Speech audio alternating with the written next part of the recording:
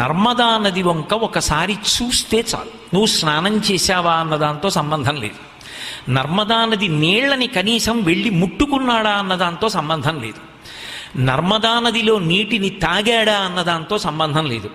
నర్మదాని ఆ నది యొక్క పేరు అని వాడికి తెలుసా తెలియదా అన్నదాంతో సంబంధం లేదు. ఒకసారి నర్మదా నది తీరంలో నిలబడి ఆ నీటి ప్రవాహం వంక ఇలా చూశాడనుకోండి, లేదా ఒక కలశలో తీసుకొచ్చినటువంటి నర్మదా నది జలాల వంక అలా చూశాడనుకోండి, చాలు, ఆవిడ ప్రీతి పొందిపోయి అనుగ్రహించేస్తుంది. ఇది మిగిలిన నదులకు అన్వయం కాదు, ఒక్క నర్మదకే అన్వయం. అంత శక్తివంతమైనటువంటి అనుగ్రహ ప్రదాత నర్మదా నది ఒక్కటే. అందుకే లోకంలో పెద్దలు ఒక మాట చెప్తుంటారు, నర్మదా నదిని మిగిలిన నదులతో పోల్చడం కష్టం అంటూ ఉంటారు.